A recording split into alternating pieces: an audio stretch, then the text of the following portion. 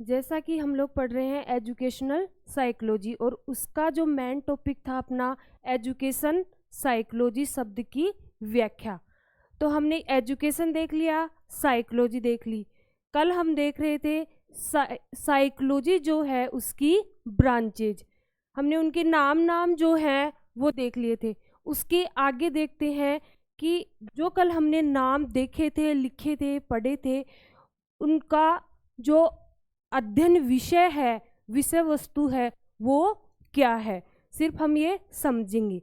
तो फर्स्ट और जो पेयर बनाया था हमने, वो फर्स्ट पेयर था सामान्य मनोविज्ञान और असामान्य मनोविज्ञान। तो फर्स्ट है सामान्य मनोविज्ञान।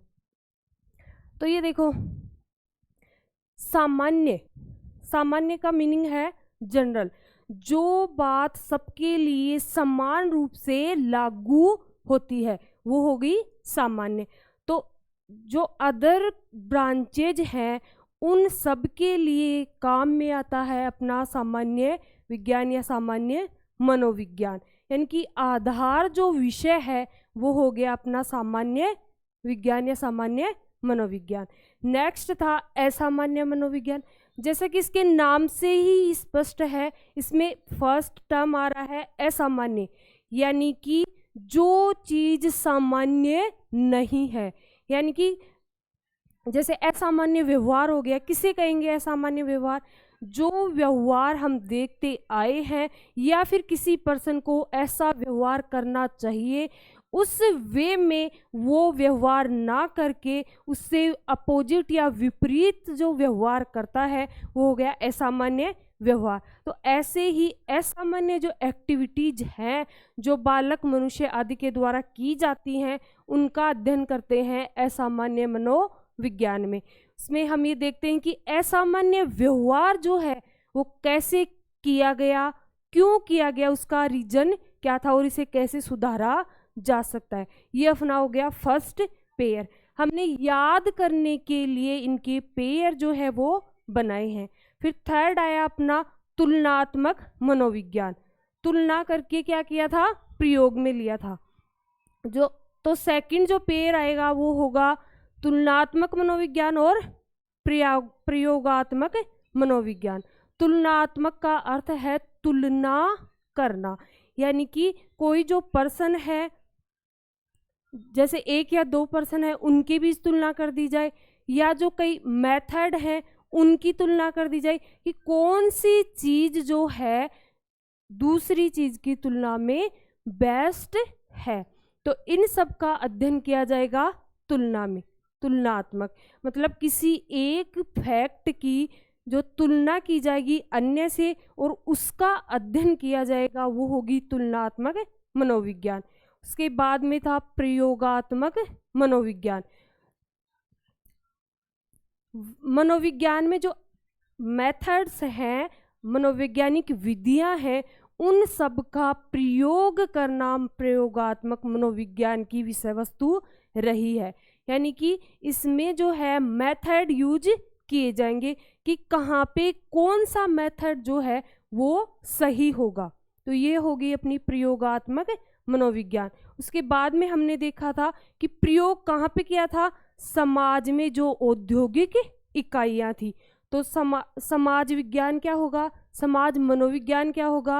यानी कि हमारी जो सोसाइटी है उसका स्ट्रक्चर कैसा होगा, कौन कौन सी चीज़ें समाज के लिए सही है, कौन से व्यवहार को समाज में मान्यता दी गई है, यानी कि कौन सा मनोविज्ञान का व्यवहार जो किया जा रहा है किसी पर्सन के द्वारा वो सही होगा, कौन सा गलत होगा, कौन सा विधि के अकॉर्डिंग सही होगा, कौन सा अवैधानिक कहे जाएंगे, समाज में किन किन रूल्स को मान्यता दी गई है, किन किन सिद्धांतों को मान्यता दी गई है, उन सब का अध्ययन किया जाएगा समाज मनोविज्ञान। फिर थी औद्योगिक इकाई। समाज में और औद्योगिक इकाइयां जो थी उसमें क्या किया था? प्रयोग किया था। तो औद्योगिक मनोविज्ञान, औद्योगिक इकाइयां जो होती हैं वहाँ पे जो एम्प्लॉय होते हैं, कार्य करने वाले लोग होते हैं, प्लस कार्यस्थल कैसा है का कार्यस्थल पे जो कार्मिक हैं उनका व्यवहार कैसा है, इन सब का अध्ययन करना औद्योगिक मनोविज्ञान का विषय है। इसके बाद में हमने देखे थे 4 एक साथ, बाल, किशोर, प्रौढ़ और विकास। अब देखो बाल का मीनिंग है अपनी जो स्टेज है बाल्यावस्था तक, उन स्टेज का अध्ययन किया जाता है बाल मनोविज्ञान में। इसके बाद में आया किशोर, जो एक स्टेज आती है अपनी बाल्यावस्था के बाद किशोरावस्था, जो 18 या 19 ईयर जो होते हैं उसकी एज तक मानी जाती है। तो 18 या 19 साल की एज तक मानी जाती है किशोरावस्था। अब देखो बाल मनोविज्ञान और किशोर मनोविज्ञान, इन दोनों में ही, साथ में ही प्रौढ़ मनोविज्ञान, इन तीनों में ही कि इस एज ग्रुप वाले व्यक्ति जो है, पर्सन जो है, बालक जो है, उनमें क्या क्या चेंज होते हैं, कैसे उनका शारीरिक विकास होगा, कैसे मानसिक विकास होगा, कौन कौन से संवेग उनमें उत्पन्न होंगे, यानी कि संवेगात्मक जो विकास है वो किस तरह से होगा, उनकी जो एजुकेशन है वो किस प्रकार की होनी चाहिए, कौन कौन से असामान्य व्यवहार उनमें हो सकता है, उनका रीजन क्या है, प्लस उनको दूर कैसे किया जा सकता है। तो इन सब का अध्ययन किया जाएगा। जैसे बालक का अध्ययन किया जाएगा बाल्यावस्था तक का बाल मनोविज्ञान में, उसके बाद में जो किशोरावस्था है उसका अध्ययन किया जाएगा किशोर मनोविज्ञान में। ऐसे ही प्रौढ़ावस्था जब आती है उनका अध्ययन किया जाता है, उनके विकास क्रम का अध्ययन किया जाता है, वो है प्रौढ़ मनोविज्ञान। फिर है अपनी 4th विकासात्मक मनोविज्ञान। तो कोई भी पर्सन है उसका जैसे भ्रूणावस्था या गर्भावस्था जिसको बोलते हैं, वहाँ से लेके मृत्यु पर्यंत तक, यानी कि प्रौढ़ावस्था होती है, इन सभी अवस्थाओं में कौन कौन से विकास क्रम होते हैं, कैसे कैसे उसका विकास होगा, उसमें शारीरिक भी आएगा, मानसिक भी आएगा, क्रियात्मक हो गया और संवेगात्मक हो गया, ये सारे विकास क्रम जो है वो विकासात्मक मनोविज्ञान में अध्ययन किए जाएंगे। उसके बाद में हमने देखा था परा मनोविज्ञान एंड शिक्षा मनोविज्ञान। परा मनोविज्ञान का मीनिंग है, इसमें जो है पहला वर्ड है परा यानी दूसरे लोग का। तो जैसे ही किसी पर्सन की मृत्यु हो जाती है उसके बाद में भी क्या कोई एक्टिविटी उसमें होती है, जो उसकी बॉडी है उसमें क्या क्या चेंजेज आए, उनका रीजन क्या था, तो इन सब का अध्ययन किया जाएगा परा मनोविज्ञान में। उसके बाद में जो अपना मेन टॉपिक भी है शिक्षा मनोविज्ञान, तो एजुकेशन से रिलेटेड जो भी फैक्ट हैं उनका अध्ययन किया जाएगा शिक्षा मनोविज्ञान में। उसके बाद में अपना लास्ट पेयर हमने बनाया था सैन्य मनोविज्ञान और अपराध मनोविज्ञान। सैन्य मनोविज्ञान, सैनिकों से संबंधित जो भी अध्ययन विषय वस्तु है वो किस में आएंगी, सैन्य मनोविज्ञान में। और लास्ट है अपराध मनोविज्ञान। अपराध मनोविज्ञान में जो अपराध किए जाते हैं किसी बालक के द्वारा हो गए, फिर बालक के अलावा जैसे वयस्कावस्था होगी, प्रौढ़ावस्था होगी, तो उन सब में भी जो अपराध किए जाते हैं वो आपराधिक प्रवृत्ति उस बालक में या उस व्यक्ति में क्यों आई, उसका रीजन क्या था और उसे कैसे कंट्रोल किया जा सकता है, कैसे रोका जा सकता है, इन सब का अध्ययन किया जाएगा अपराध मनोविज्ञान में। तो ये थी अपनी ब्रांचेज ऑफ साइकोलॉजी, मनोविज्ञान की प्रमुख शाखाएं। इनके सिर्फ आपको नाम याद रखने हैं, बाकी ये सब समझाया है ताकि आपके माइंड में कम से कम ये कॉन्सेप्ट तो रहे कि कौन सी चीज़ का अध्ययन किस मनोविज्ञान की शाखा के अंतर्गत किया जाता है। अब आती हैं अपनी मनोविज्ञान के प्रमुख संप्रदाय, इनकी स्कूल्स ऑफ साइकोलॉजी। तो ये संप्रदाय कैसे बने, जैसे जैसे मनोविज्ञान की विकास यात्रा प्रारंभ हुई थी वैसे वैसे एक ग्रुप बन गया कुछ लोगों का। उन लोगों ने अपनी एक विचारधारा प्रस्तुत की कि मनोविज्ञान की अध्ययन विषय जो है ये है, प्लस उन्होंने किसी एक जो मूल बात थी उस पे बल दिया कि मनोविज्ञान ये है, इसमें ये पाया जाता है। तो उनकी अलग अलग कैटेगरीज बन गई। जैसे जैसे विकास होता गया, जैसे विकास यात्रा थी, उसमें एक के बाद दूसरी आई, दूसरी के बाद तीसरी आई, तीसरी के बाद में वर्तमान में जो चल रही है अपनी फोर्थ, वो आई। तो ऐसे ही एक एक संप्रदाय बनते गए और एक के विरुद्ध में दूसरे ने अपना जो आविर्भाव है वो किया। जैसे फर्स्ट आई अपनी संरचनावाद। संरचनावाद के विरोध में, यानी कि संरचनावाद दो भागों में बट के आगे चल के मतभेद हो गए। जो संरचनावाद के समर्थक थे, जिन मनोवैज्ञानिकों ने उसका समर्थन किया था, उन लोगों को दो ग्रुप में अपना विभाजन कर लिया उन लोगों ने। तो उसी से बनी प्रकार्यवाद या कार्यवाद। इसके बाद में जैसे मनोविश्लेषणवाद ले लेते हैं, व्यवहारवाद ले लेते हैं, संज्ञानवाद ले लेते हैं, मानववाद ले लेते हैं। तो ये सब हैं अपने मनोविज्ञान के प्रमुख संप्रदाय या स्कूल्स ऑफ साइकोलॉजी।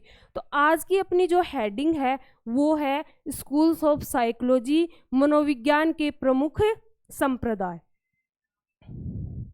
मनोविज्ञान के प्रमुख संप्रदाय,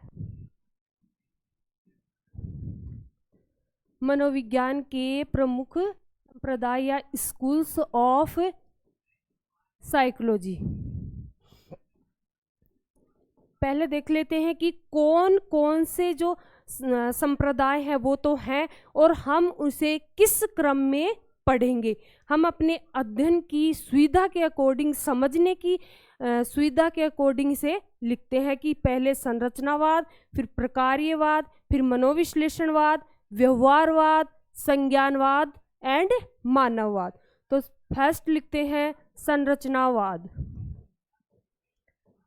और इसी का विभाजन होने के बाद में जो सेकंड आई थी वो थी प्रकार्यवाद, और इसी प्रकार्यवाद को ही कहा जाता है कार्यवाद। यानी कि कार्यवाद भी कहा जा सकता है और प्रकार्यवाद भी कहा जा सकता है। उसके बाद में थर्ड हम पढ़ेंगे मनोविश्लेषणवाद। मनोविश्लेषणवाद, मनोविश्लेषणवाद। उसके बाद में हम पढ़ेंगे व्यवहारवाद। जैसे कि साइकोलॉजी जो शब्द है उसकी डेफिनेशन भी पढ़ी थी, तो उसमें वर्तमान जो स्वरूप स्वीकारा गया है वो था व्यवहार व अनुभूति का विज्ञान। तो वही है अपना व्यवहारवाद। फिर आया संज्ञानवाद। संज्ञानवाद के बाद में हम पढ़ेंगे मानववाद। तो ये जो 6 हैं स्कूल्स ऑफ साइकोलॉजी, ये हमें पढ़ने हैं। जरूरी नहीं कि इनका कालक्रम जो है ऐसे ही है, हमने सिर्फ अपने सुविधा के लिए कि हम ऐसे पढ़ेंगे तो ये समझ में आएगा, इसके बाद में ये पढ़ेंगे तो ये समझ में आएगा, तो इस वजह से हमने ये एक स्ट्रक्चर बनाया है। तो मनोविज्ञान के संप्रदाय कौन कौन से हो गए? संरचनावाद, प्रकार्यवाद या कार्यवाद, फिर मनोविश्लेषणवाद, व्यवहारवाद, संज्ञानवाद और मानववाद। अब लेते हैं एक एक को। सबसे पहले पढ़ेंगे संरचनावाद। तो फर्स्ट हेडिंग है अपनी संरचनावाद, स्ट्रक्चरलिज्म। अब देखो संरचना, जनरल जो वर्ड है संरचना, उसे समझते हैं पहले कि संरचना क्या होती है। कोई भी वस्तु है उसकी एक मूल बनावट होती है, स्ट्रक्चर होता है, उसी को बोलते हैं संरचना। कि उसकी बनावट किन किन तत्वों से हुई है, कौन कौन से तत्वों ने मिलके उस मूल जो वस्तु है उसका निर्माण किया है। जैसे हम लोग इंग्लिश का ले लेते हैं, टेंसेज पढ़ते हैं। टेंसेज पढ़ते हैं तो हम एक लिखते हैं जैसे present indefinite, present indefinite tense. तो उसमें लिखते हैं ना कि स्ट्रक्चर क्या है, मतलब कौन सी चीज़ पहले आएगी, उसके बाद में क्या आएगा और उसके बाद में क्या आएगा। तो तो ऐसे ही संरचना का मीनिंग है कोई भी वस्तु है उसकी एक मूल बनावट होती है, ढांचा होता है, स्ट्रक्चर होता है, वो है संरचना। और यहाँ पे जो संप्रदाय उभर कर आया उसे नाम दिया गया संरचनावाद। इसके प्रतिपादक जो हैं उन्हें औपचारिक रूप से तो माना गया है विल्हेम वुंट को, लेकिन सबसे ज्यादा योगदान जिनका रहा है, जिन्हें अनौपचारिक प्रतिपादक भी कहा जा सकता है, वो हैं टिचनर, जो विल्हेम वुंट के शिष्य थे। तो ये देखो कि संरचनावाद जो है उसके प्रतिपादक कौन हो गए? औपचारिक रूप से तो हो गए विल्हेम वुंट या विलियम वुंट, और अनौपचारिक रूप से यानी कि जिनका योगदान सबसे ज्यादा रहा है संरचनावाद के क्षेत्र में, वो थे अपने टिचनर। कौन थे? टिचनर, जो विल्हेम वुंट के शिष्य थे। इनके महत्वपूर्ण योगदान के कारण ही संरचनावाद जो है वो एक संप्रदाय के रूप में उभर कर आया। तो विल्हेम वुंट जो है वो कैसे प्रतिपादित हो गए? औपचारिक, किसके? संरचनावाद के। और जो टिचनर हैं उन्हें कहा जाएगा अनौपचारिक प्रतिपादक।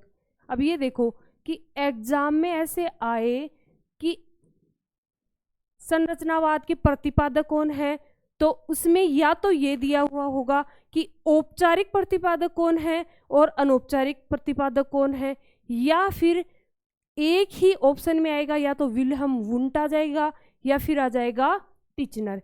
मेनली जो माना गया है वो विल्हेम वुंट को माना जाएगा, लेकिन अगर विल्हेम वुंट ऑप्शन में नहीं है तब किया जाएगा टिचनर।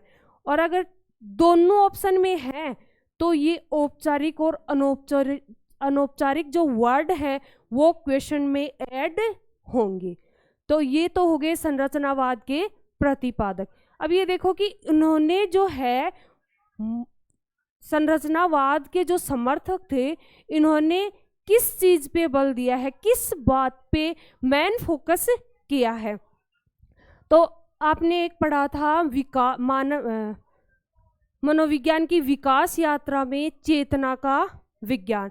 तो मानव की जो चेतना है उसकी संरचना पर बल दिया है। मानव चेतना की जो संरचना है उस पे बल दिया है संरचनावाद वालों ने।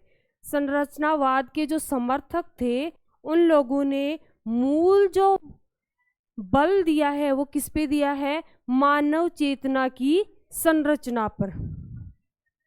इन्होंने बल दिया है मानव चेतना की संरचना पर। मानव चेतना की संरचना पर मूल बल दिया है। और ये जो संरचना है, ये जो मानव चेतना की संरचना है उसके बताए हैं इन्होंने 3 एलिमेंट्स, 3 तत्व। इस संरचना के बताए हैं इन्होंने 3 तत्व। अब देखते हैं कि वो 3 तत्व जो हैं वो कौन कौन से हैं। इन्हें कहा जाता है SFI, जिसमें S का मीनिंग है सेंसेशन यानी कि संवेदन। सेकंड है F का मीनिंग यहाँ लिया गया है फीलिंग, जिसे कहते हैं भाव या भावनाएं। उसके बाद में थर्ड है I का मीनिंग लिया है इमेज यानी कि प्रतिबिंब। तो SFI जो है वो संवेदना के ये जो चेतना की संरचना है उसके 3 तत्व बताए हैं। SFI, S का मीनिंग है सेंसेशन, जिसे कहा जाता है संवेदन, सेकंड F है फीलिंग, जिसे कहा जाता है भाव या भावनाएं। F का मीनिंग है भाव या भावनाएं। ऐसे ही I का मीनिंग लिया गया है इमेज, जिसे कहते हैं प्रतिबिंब, अब जो ये संवेदन है जो संवेदन है इस पे सर्वाधिक बल दिया गया है। यानी कि संरचनावाद की जो अवधारणा है उसमें मेन फोकस तो किस पे है, मानव चेतना की संरचना पर। इसके बताए 3 तत्व, और जो ये 3 तत्व बताए हैं इन तीनों तत्वों में से भी जो अपना फर्स्ट है एस एलिमेंट, संवेदन, सेंसेशन, उस पर सर्वाधिक बल दिया गया है। संवेदन जो है उस पर सर्वाधिक बल दिया गया है। और ये संवेदन क्या माना गया है, एक तत्व माना गया है। यानी कि संवेदन क्या है, एक तत्व है। संवेदन क्या है, एक तत्व है। और मानव का जो मन है उसमें टोटल 32,000 संवेदन बताए हैं। यानी कि मानव मन में कुल 32,000 सेंसेशन या संवेदन बताए हैं। किसमें, मानव मन में। संरचनावाद जो है उसने क्या बताए हैं, मानव मन में 32,000 संवेदन बताए हैं। 32,000 संवेदन बताए हैं। तो ये था अपना संरचनावाद। उसके बाद में देखते हैं कि इसका मूल विचार जो है वो क्या था। मूल विचार, संरचनावाद का मूल विचार था मानव चेतना 3 खंडों या तत्वों से संरचित है, जो हमने देखे हैं SFI। तो ये है संरचनावाद के प्रमुख 3 तत्व। और उन्होंने मूल विचार जो दिया वो दिया मानव चेतना 3 खंडों या तत्वों से संरचित है, यानी कि बनी हुई है। और मनोविज्ञान की प्रमुख विधि जो अध्ययन विधि थी वो संरचनावाद के अनुसार क्या थी, अंतःनिरीक्षण। अंतःनिरीक्षण। तो हम देखते हैं कि मूल विचार, संरचनावाद का मूल विचार, तो इसका मूल विचार क्या था कि मानव जो चेतना है उसको 3 खंडों में विभाजित किया गया है और 3 इसके तत्व माने गए हैं। मानव चेतना 3 खंडों या तत्वों में पाई जाती है, या 3 तत्व जो हैं वो होते हैं और उनसे मिलके क्या बनती है, मानव चेतना। मानव चेतना 3 खंडों या तत्वों से संरचित है।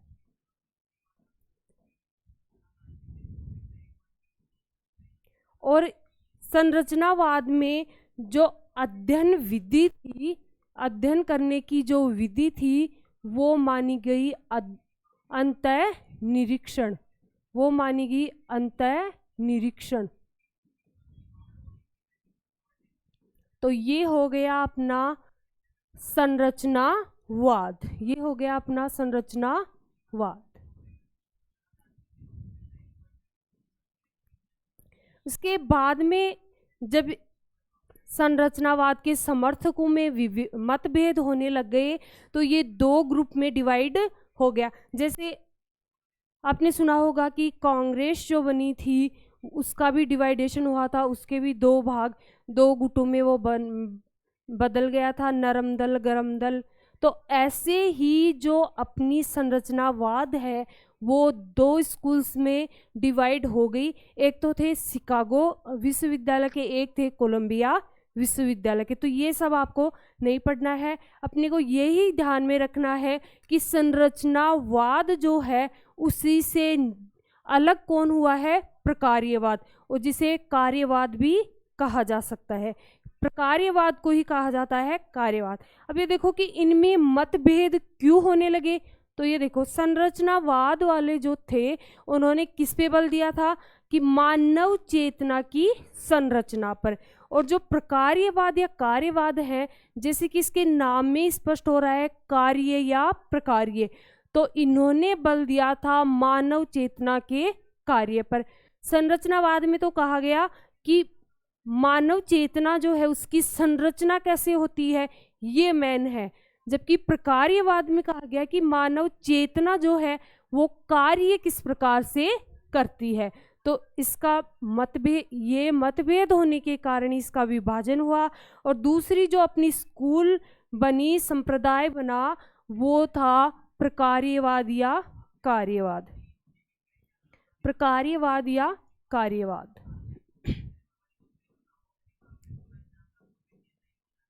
प्रकार्यवाद या कार्यवाद। अब देखो इन्होंने किस चीज पे बल दिया? मानव चेतना के कार्य पर। तो प्रकार्यवाद या कार्यवाद ने मानव चेतना जो है उसके कार्य पर बल दिया। अब देखते हैं इसके प्रतिपादक कौन कौन है। प्रकार्यवाद या कार्यवाद के प्रतिपादक, इसके प्रतिपादक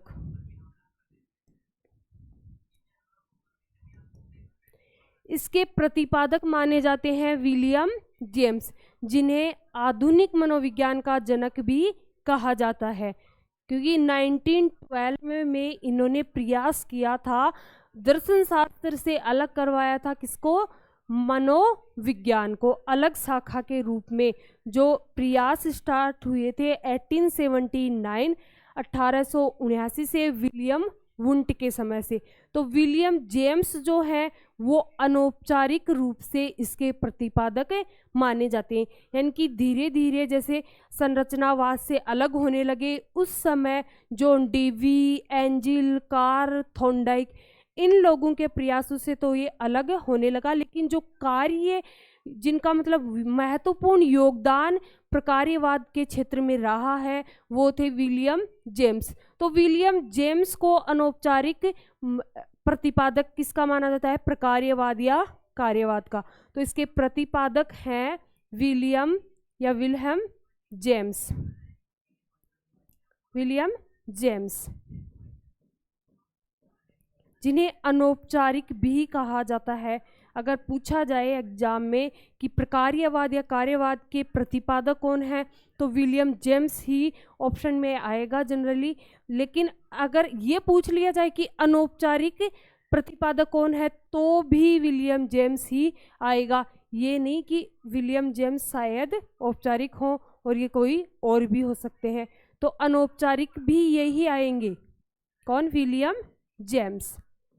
और जो इसके और समर्थक मान सकते हैं, जिनके प्रयास से ये अलग संप्रदाय के रूप में उभर कर आने लगा था, वो थे जॉन डीवी, जो कि मनोवैज्ञानिक ना होके प्रथम शिक्षाविद भी माने जाते हैं और इन्हें शिक्षाविद ही कहा जा सकता है। कई बार क्वेश्चन पूछा भी जाता है, अनेक प्रतियोगी परीक्षाओं में पूछा भी गया है कि निम्न में से कौन मनोवैज्ञानिक नहीं है? तो जॉन डीवी जो है वो अपने क्या है? शिक्षाविद, यानी कि शिक्षा के क्षेत्र में इनका महत्वपूर्ण योगदान रहा है। तो जॉन डीवी, एंजिल, कार और थॉर्नडाइक। जैसे चेतना का विज्ञान विकास यात्रा में हमने पढ़ा था कि थॉर्नडाइक जो थे वो पहले चेतना का विज्ञान कहने वाली जो विचारधारा थी उसके समर्थक थे, और उसके बाद में ये किस में आए? व्यवहारवाद में। स्किनर और थॉर्नडाइक पहले इन्होंने चेतना का विज्ञान कहने वाली जो विचारधारा थी उसका समर्थन किया था। तो थॉर्नडाइक आदि ये हो गए अपने प्रकार्यवाद या कार्यवाद के प्रतिपादक। उसके बाद में देखते हैं कि चेतना का विज्ञान कहा गया और कार्य के मतलब चेतना के कार्य पर बल दिया गया। तो उसके समर्थकों ने जो मैन थे विलियम जेम्स ने एक अपनी अवधारणा दी जिसे कहते हैं स्ट्रीम ऑफ कॉन्शियसनेस। अगर डीपली क्वेश्चन बनाए जाते हैं तो ऐसे क्वेश्चन जो हैं वो मोस्टली बनते हैं, और जो मतलब ऊपर से पढ़ते हैं जो लोग, तो उन लोगों को ये पता ही नहीं होता कि ये है क्या, अवधारणा क्या थी, कहाँ आई, हमने तो पढ़ा ही नहीं। तो विलियम जेम्स ने एक अवधारणा दी थी जिसे बोलते हैं स्ट्रीम ऑफ कॉन्शियसनेस। तो इसमें क्या होता है, इसमें इन्होंने कहा कि मानव चेतना जो है नदी के प्रवाह के अनुरूप कार्य करती है, यानी कि नदी का प्रवाह जिस वे में होता है सेम ऐसे ही मानव की जो चेतना है वो भी कार्य करती है। अब इन्होंने मूल विचार क्या दिए, इन्होंने कहा कार्यवादी दृष्टिकोण जो है, कार्य का अध्ययन जो है वो जरूरी है, वो जरूरी है। यानी कि इन्होंने कार्यवादी दृष्टिकोण पर बल दिया, साथ ही ये कहा कि कार्य का अध्ययन किया जाता है। कार्य किसका? चेतना का। फिर इन्होंने एक बात और कही, चेतना को बांटा नहीं जा सकता, चेतना को बांटा नहीं जा सकता। तो पहले देखते हैं इसकी अवधारणा जो दी थी किसने? विलियम जेम्स ने। उसके बाद में इसके मूल विचार देखते हैं, और फिर देखो ये मूल विचारों में एक बात आई है, चेतना को बांटा नहीं जा सकता। तो संरचनावाद और प्रकार्यवाद में तुलना करके देखते हैं कि इन दोनों में जो चेतना जो वर्ड है उसको लेके क्या अलग अलग मत थे, यानी कि डिफरेंस जो है वो क्या है। तो हम देखते हैं इसका मूल विचार।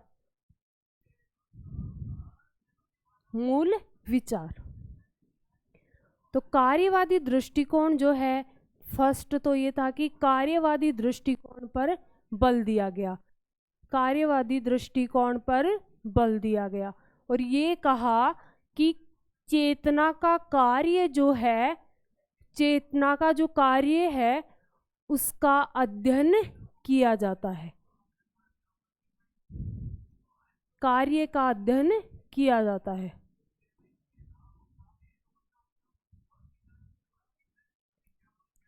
और फिर कहा कि चेतना को बांटा नहीं जा सकता,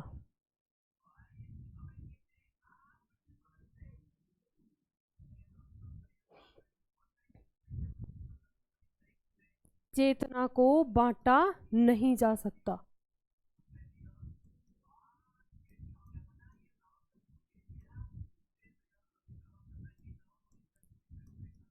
और जो विलियम जेम्स ने जो अवधारणा दी थी वो भी यहाँ नोट डाउन कर लेते हैं कि विलियम जेम्स ने अपनी क्या अवधारणा दी थी प्रकार्यवाद या कार्यवाद में।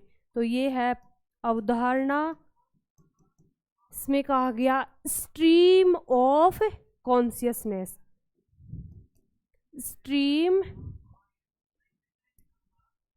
जो चेतना है उसे कहा जाता है कॉन्शियसनेस। तो स्ट्रीम ऑफ कॉन्शियसनेस, और ये जो दी थी वो किसने दी थी? विलियम जेम्स ने, विलियम जेम्स ने, जिन्हें अनौपचारिक प्रतिपादक भी कहा जाता है, किसका? प्रकार्यवाद या कार्यवाद का। तो इसका मीनिंग क्या है? स्ट्रीम ऑफ कॉन्शियसनेस क्या है? तो मानव चेतना जो है वो नदी के प्रवाह के अकॉर्डिंग, यानी कि नदी का प्रवाह जिस वे में होता है, जैसे होता है, मानव चेतना का, मानव जो चेतना है उसका प्रवाह या कार्य भी उसके अनुरूप होता है। मानव चेतना नदी के प्रवाह के अनुरूप, यानी कि उसके अनुसार या उसके अकॉर्डिंग ही कार्य करती है।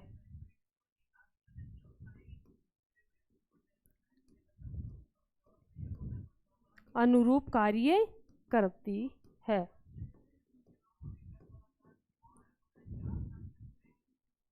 ये स्ट्रीम ऑफ कॉन्शियसनेस है, इस फैक्ट को याद रखना है, और प्लस ये किसने दिया था इसे भी याद रखना है, और ये कौन से संप्रदाय में मान्य है। फिर अब हमने देखा था मूल विचार, इसमें एक आया कि चेतना को बांटा नहीं जा सकता। अब ये देखो, जो प्रकार्यवाद के समर्थक हैं उन्होंने तो क्या कहा कि चेतना को बांटा नहीं जा सकता, लेकिन जैसे संरचनावाद जो आया था, संरचनावाद, उसमें जो मानव चेतना थी उसे 3 तत्वों में विभाजित किया गया था, 3 तत्वों में विभाजित किया गया था, SFI, sensation, feeling and image. तो इन दोनों में मूल अंतर तो एक ये हो गया कि इन लोगों ने तो क्या कहा कि मानव चेतना जो है उसे 3 तत्वों में विभाजित किया जा सकता है, लेकिन प्रकार्यवाद या कार्यवाद क्या कह रहा है कि चेतना को बांटा नहीं जा सकता। अब ये देखो कि डिवाइड करते हैं तो वो कौन सा हो गया, विश्लेषण करना या संश्लेषण, विश्लेषण है या संश्लेषण, विश्लेषण या संश्लेषण। तो संश्लेषण का मीनिंग तो होता है किसी जो बटा हुआ फैक्ट है एक से ज्यादा, उन सबको एक जगह करना, और विश्लेषण क्या होता है, बांटना। तो ऐसे भी तो कह सकते हैं कि संरचनावाद जो है वो कैसा है, विश्लेषणात्मक संप्रदाय है। इनकी अपना संरचनावाद कैसा है, विश्लेषणात्मक संप्रदाय। और जो प्रकार्यवाद है, कार्यवाद है, वो कैसा हो गया, संश्लेषणात्मक, यानी कि ये बांटने को जो डिवाइडेशन है उसको मान्यता नहीं देता। ये कहता है कि चेतना को खंडों में विभाजित नहीं किया जा सकता। और दूसरा जो मूल अंतर था वो क्या था, संरचनावाद में कहा गया कि मानव चेतना जो है उसके स्ट्रक्चर या संरचना पर बल दिया जाता है, उसका अध्ययन किया जाता है। प्रकार्यवाद जैसे इसके नाम से स्पष्ट है, कार्य, तो मानव चेतना के कार्य का अध्ययन या बल किसने दिया, प्रकार्यवाद ने। अब एक जो इसी टाइम पीरियड के अंतर्गत एक जो मनोवैज्ञानिक हुए वो है स्टैनली हॉल या स्टैनले हॉल। तो थोड़ा सा इसका हम इंट्रो पढ़ लेते हैं कि ये कौन थे, इन्होंने क्या क्या अपना योगदान दिया है। तो पढ़ लेते हैं स्टैनले हॉल। स्टैनली हॉल, तो स्टैनली हॉल ने क्या 1883 में 1883 में यूएसए में मनोविज्ञान की प्रथम प्रयोगशाला स्थापित की। आपसे पूछा जाए कि मनोविज्ञान की प्रथम प्रयोगशाला कौन सी, कहाँ स्थापित की गई, तो 1879 में विलियम वुंट ने जर्मनी के लिप्जिंग नामक शहर में इसकी स्थापना की थी।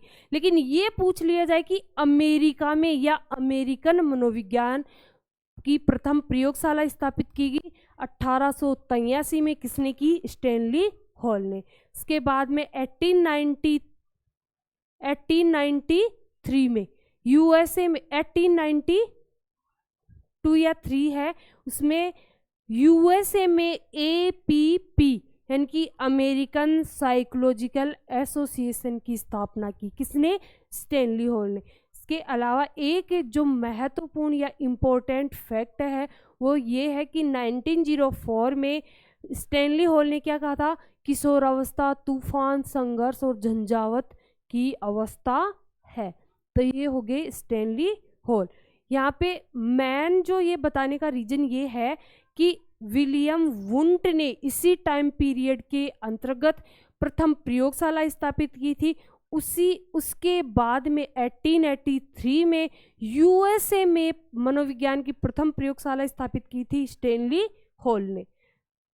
तो 1883 में कहाँ, यूएसए में, और क्या की थी, मनोविज्ञान की प्रथम प्रयोगशाला स्थापित की।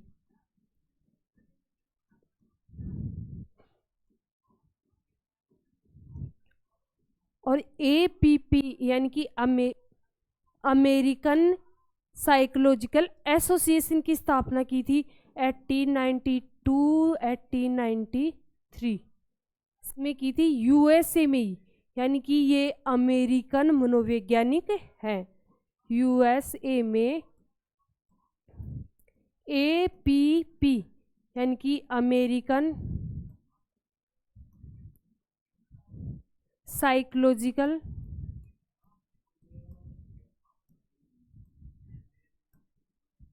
एसोसिएशन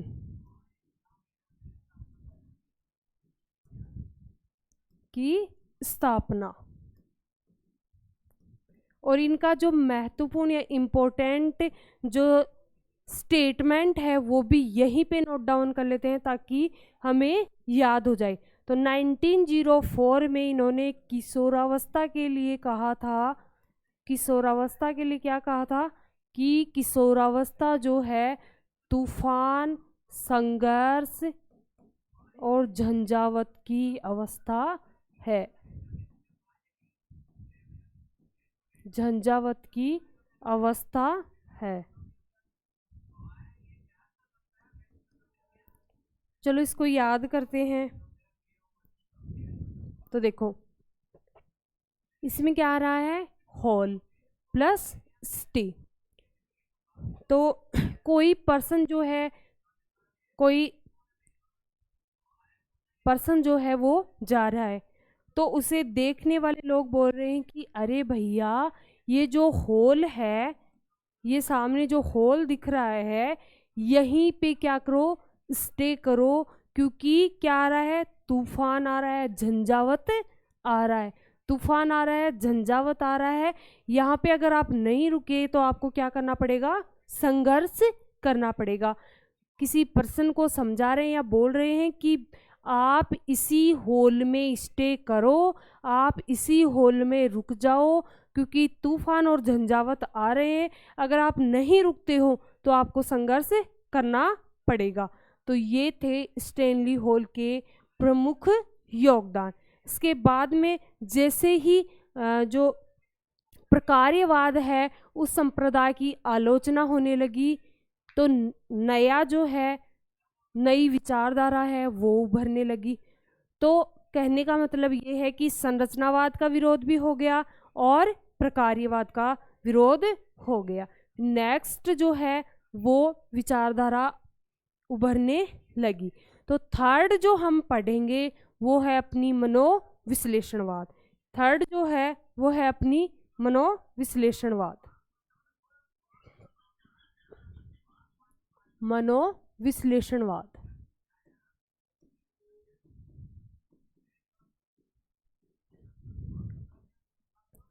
ऑस्ट्रिया के एक मनोवैज्ञानिक हुए हैं सिगमंड फ्राइड।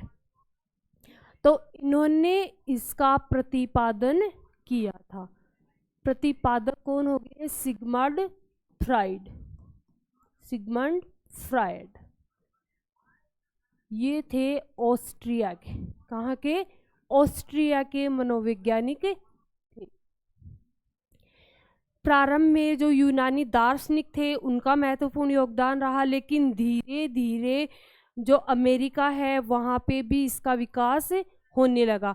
ऐसे ही ऑस्ट्रिया जो है वहाँ पे भी इसका विकास हुआ। और सिगमंड फ्राइड ने जो मनोविश्लेषणवाद दिया वो दिया था 1879 से 1890 के दशक में। इस दशक में उन्होंने क्या दिया था, मनोविश्लेषणवाद।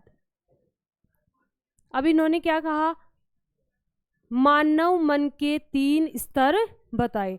मानव मन के 3 स्तर बताए।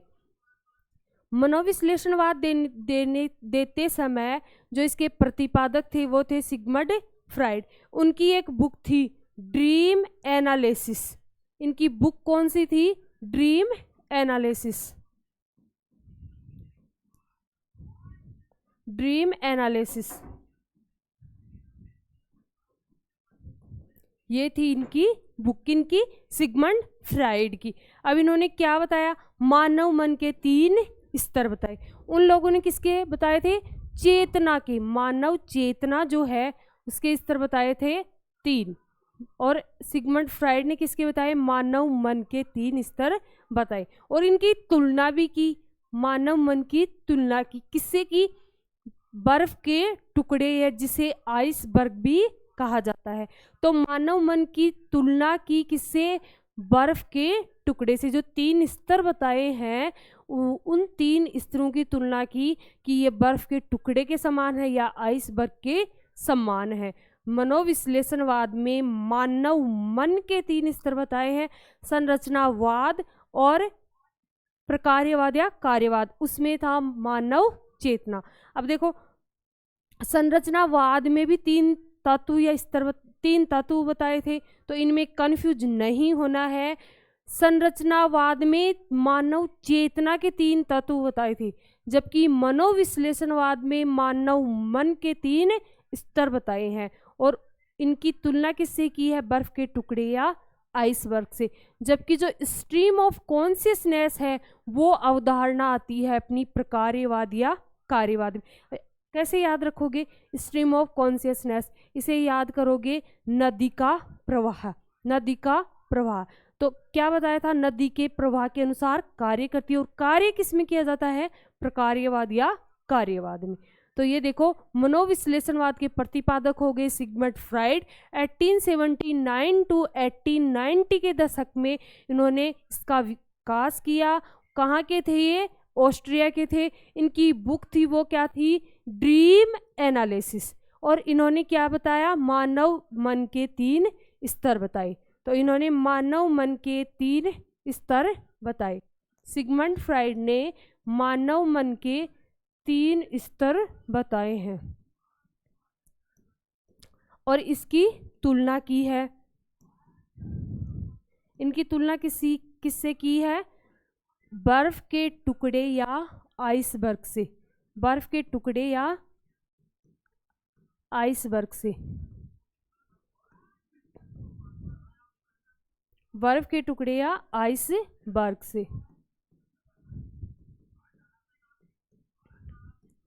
तो अब देखते हैं कि ये 3 स्तर जो हैं वो कौन कौन से हैं। 3 स्तर जो हैं मन के वो कौन कौन से हैं। तो नेक्स्ट स्लाइड में देखते हैं इसको। मानव मन के 3 स्तर।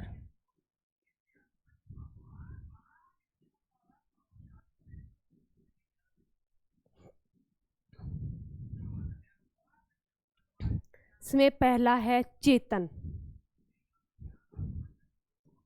दूसरा है अर्धचेतन और तीसरा है अचेतन। 2 टर्म सुने होंगे आपने कि सिगमंड फ्राइड ने इड, ईगो और सुपर ईगो बताया। और क्या बताया? चेतन, अचेतन और अर्धचेतन। तो हम कंफ्यूज कहाँ रहते हैं? कंफ्यूजन कहाँ क्रिएट होता है कि ये चेतन, अर्धचेतन और अचेतन तो कहाँ बताए हैं और जो अपने इड, ईगो और सुपर ईगो है वो कहाँ बताए हैं। तो ये कंफ्यूजन भी यहाँ ये पढ़ने के बाद में क्लियर हो जाएगा। तो अब ये देखो कि चेतन तो बताया है इन्होंने 10%। 10% तो क्या बताया है? चेतन। और अर्धचेतन है इसको निश्चित नहीं माना गया है कि इसका पार्टीशन जो है, पार्ट जो है कितना होगा, ये निश्चित नहीं है। लेकिन अचेतन मन जो है इसका बताया है इन्होंने 90%। और सर्वाधिक बल जो दिया है किस पे दिया है? अचेतन मन पे। यानी कि सिगमंड फ्राइड ने जो 3 मानव मन के स्तर बताए हैं वो है चेतन, अर्धचेतन और अचेतन। चेतन का पार्ट माना है इन्होंने ओनली 10%। अर्धचेतन का निश्चित नहीं माना है और अचेतन पे सर्वाधिक बल देते हुए इसका पार्ट माना है 90%, यानी कि 90%। अब देखते हैं कि चेतन क्या है, चेतन मन क्या है। तो चेतन मन क्या है कि वर्तमान समय में कही गई बातें। अभी प्रेजेंट टाइम में मैं पढ़ा रही हूँ, आप पढ़ रहे हो, इस समय जो मैं बोल रही हूँ वो क्या है? चेतन मन। वर्तमान समय में कोई भी बात हम कर रहे हैं या कह रहे हैं वो क्या है? अपने चेतन मन की बात। यानी कि वर्तमान समय में जो कहा जाए, वर्तमान समय में जो कहा जाए वो क्या है? चेतन। वर्तमान समय में कही गई बातें हैं चेतन। इसके बाद में देखो अर्धचेतन क्या है। अर्धचेतन क्या है? तो अर्धचेतन जो है इसका पहला तो ये है कि इसे निश्चित नहीं माना गया है कि ये कितने % होगा। तो अचेतन जो है उसे कह सकते हैं सुप्तावस्था में जो स्वप्न आते हैं, यानी कि हम लोग सोते रहते हैं उस समय जो स्वप्न देखते हैं, सपने देखते हैं, ड्रीम देखते हैं, वो वाली अवस्था होगी अपनी अर्धचेतन अवस्था। और इसका भाग जो है वो निश्चित नहीं है। यानी कि सुप्तावस्था में स्वप्न की अवस्था होगी अर्ध चेतन, स्वप्न की अवस्था होगी अर्ध चेतन। और इसका जो भाग है वो निश्चित नहीं कि ये कितने % होगा। जैसे चेतन और अचेतन का डिवाइडेशन कर दिया कि चेतन है 10% और अचेतन जो है वो है 90%। तो ऐसे ही अर्धचेतन का जो पार्टीशन है वो डिसाइड नहीं किया गया है, फिक्स नहीं है कि ये कितने % होगा। अब देखते हैं अचेतन। सर्वाधिक बल भी दिया गया है अचेतन पे कि ये 90% होगा। इसमें क्या क्या आते हैं, जैसे अतृप्त जो इच्छाएं हैं वो आएंगी अचेतन मन में।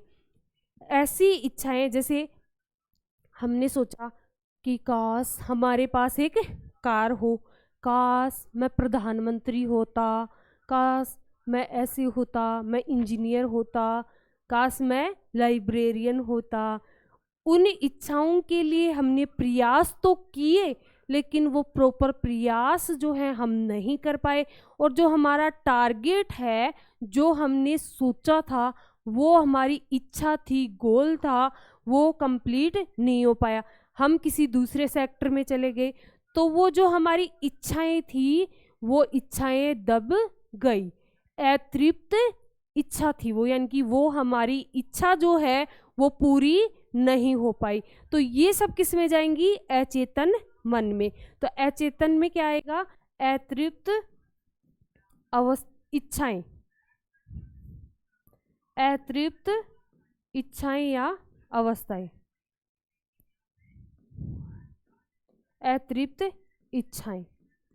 तो एक तो ये हो गया कि इसमें क्या आएंगी, अतृप्त इच्छाएं। अब ये देखो, जो हमारी अतृप्त इच्छाएं हैं अचेतन में दबी हुई हैं, कभी ना कभी किसी कारणवश वो सामने आती हैं, तो हमें वास्तविकता का ज्ञान होता है। जैसे एक एग्जाम्पल लेते हैं, कोई व्यक्ति जो है, जैसे एक समझने वाला ही लेते हैं जो आपकी समझ में भी आ जाए। जैसे किसी पर्सन की शादी हो जाती है, तो उसकी जो इच्छा थी वो तो ये थी कि मैं इससे नहीं, इससे शादी करूं। तो उसकी जो इच्छा थी वो अचेतन मन में चली गई। किसी कारणवश वो जो उसकी बात थी कभी प्रकट हो जाती है कि मैं आपसे नहीं, उससे शादी करना चाहता था। तो उस जो सुनने वाला है उसे वास्तविकता का ज्ञान होता है कि मूल जो बात थी वो क्या थी। तो ऐसे ही कह सकते हैं कि अचेतन जो मन है वो हमें वास्तविकता का ज्ञान करवाता है, या अचेतन अवस्था जो है हमें क्या करवाती है, वास्तविकता का ज्ञान करवाती है। वास्तविकता का ज्ञान कौन करवाता है, अचेतन मन या अचेतन अवस्था।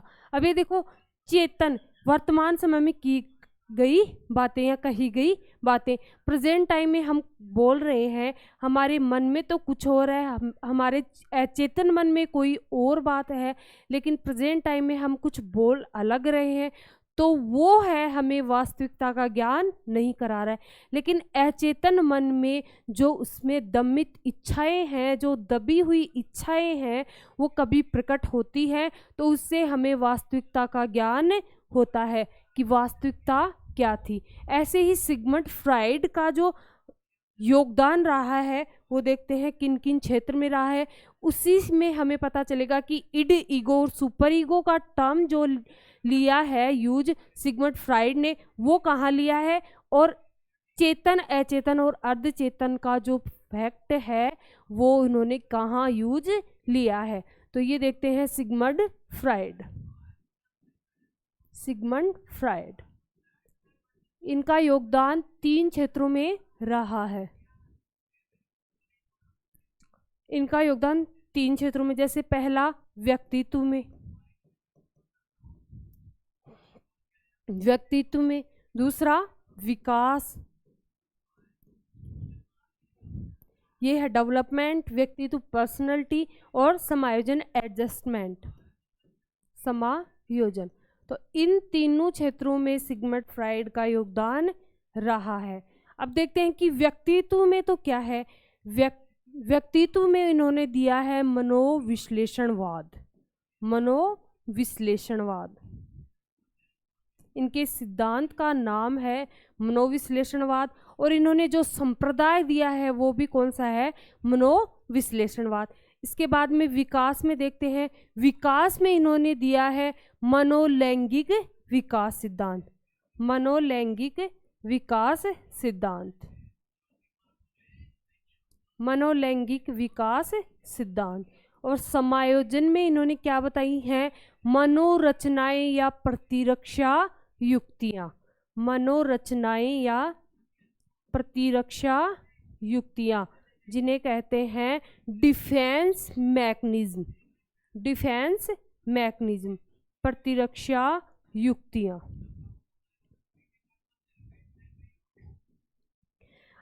अब हमारा जो मेन टारगेट था कि अचेतन, चेतन और अर्धचेतन और इड, ईगो, सुपर ईगो, ये दोनों टर्म कहाँ कहाँ यूज हुए हैं।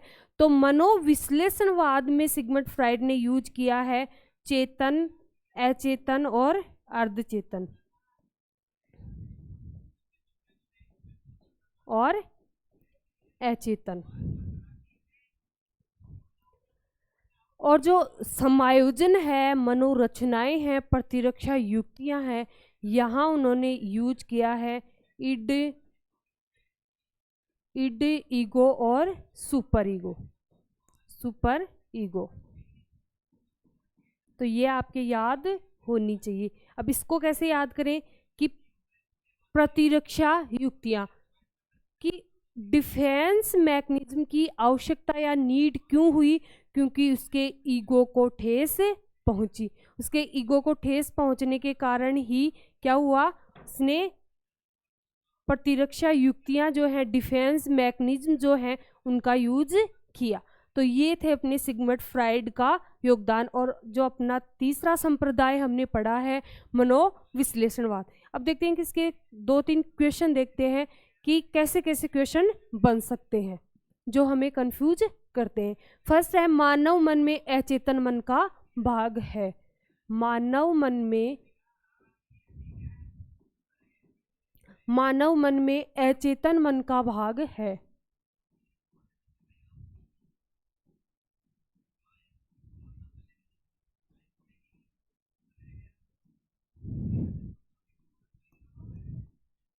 फर्स्ट हो सकता है 1/10।